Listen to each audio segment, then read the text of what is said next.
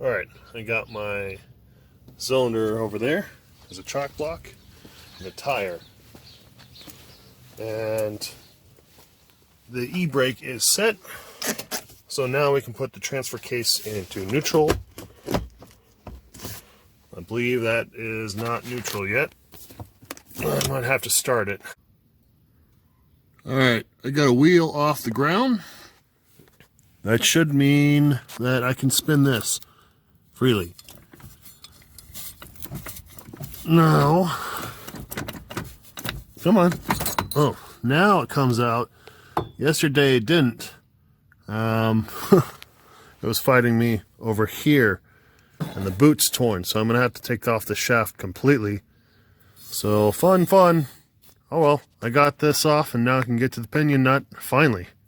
So I'm waiting for an impact gun for the front pinion nut. So that'll be later tonight. So I might as well remove this driveline so I can see if I can get a new boot, or if it's damaged and I need a new one. So with the front end disconnected, it should help on removing this rear end. With the transfer case in neutral, it was a whole lot easier to spin the shaft and get all 6 bolts.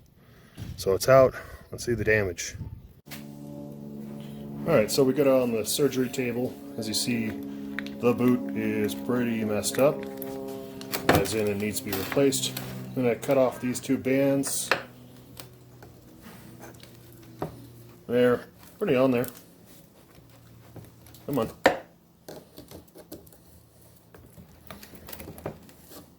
Let's go a little bit at a time, huh? There we go.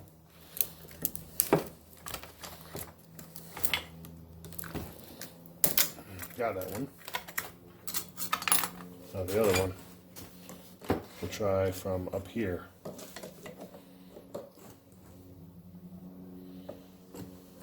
Yeah.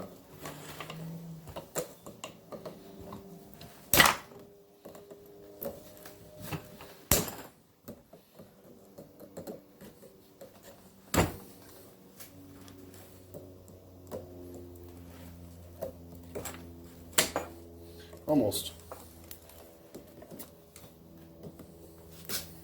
Alright, got that one. Now I'm wondering, can it be split from up here and pull the whole guts out so I can replace this shaft, this boot? Because it's not going to go out that way. It has to come out that way. So let me figure it out and I'll bring you back. Alright, after some aggressive interrogations, the cap came off, and now I see a C-clip in here. I gotta remove a bunch of grease. We're gonna wash it down in the gasoline that I still have, because that's safe. But it should clean it pretty well. Re-grease it, get a new boot, put it back together, and see if that lasts. So I'll bring you in here. We'll take off that snap ring if I can. Switch it from... You would not believe what I had to do to get this pinion nut loose. I had to put this wrench on it, which I don't care about. It's probably one of the more sturdy ones I have. And I had to reverse my Jeep, put it into reverse and back it up. And this hit the frame slowly, and it slowly spun it. And now it's loose. The impact did nothing. I was out here for an hour trying to get it loose. Holy heck. Finally it's loose. Alright, after my phone stopped recording, because it said it was full storage, I'm here done, cleaned it up, and you see the scoring and the rusting in here. Some wear on the cage itself. If you can see that, if it'll focus.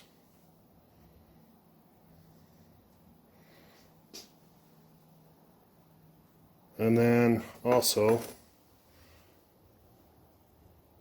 right there, you can see that. So I need to replace that. Right now, I'm going to pack it full of grease, put it back on, order the replacements, and then do this all over again, because that's the same thing to do, right? In the meantime, got the impact and a seal driver set, so we'll knock that out next.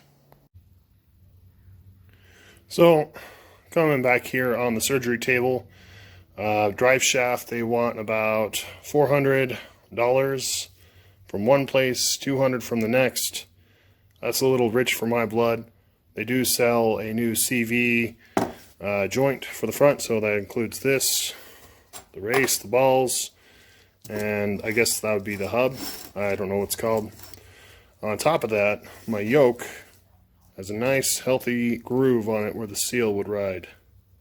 Come on, focus. See that? So this is about 120 bucks online, probably more in person. Maybe some emery cloth, we'll clean that up. Maybe a seal saver. I think I'm at a standstill with the Jeep right now. It's frustrating. It's going to be down for more than I was expecting. Alright, I'll see you next time. So they don't make a seal saver this size. It is 1 inch, 1.843 I think is the diameter in standard. Yeah, they don't make a seal saver that size. So I'm going to just have to run it like this and hope it doesn't tear up the new seal. As for the drive shaft, I'm going to pack it full of grease and run with what I got, because I can always replace that later. It's not too hard.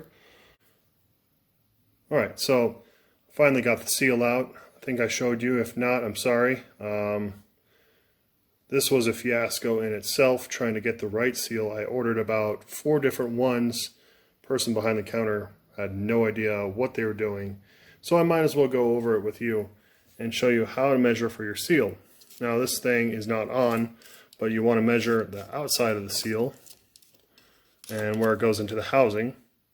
And then you want to measure the shaft size and get that. This person was trying to measure like this, trying to measure this sling out here, trying to measure like that. And I was trying my best not to lose my cool, but you know, finally got the right one. If you have the same Jeep, that's the part number. If you can put 2 to 2 together, you know where I got that. I rebuilt the CV joint, and when I say rebuilt, I cleaned out all the grime and old grease because it was pretty chunky and you could hear the metal to metal. So repacked it full of new grease. If you've ever rebuilt a CV joint, it is a puzzle and a half. And it's not one of those puzzles where you have to use your brain. It's one of those puzzles where you need 6 hands. So I used a couple of my tools to hold the center up and get the balls in, and the grease definitely helped keep the balls in and not flying over the ground like they were. But yeah, so the next episode I will be putting this seal back in, and then the yoke, and hopefully I'll get the boot for the drive line and put that back in. And yeah, have a good weekend.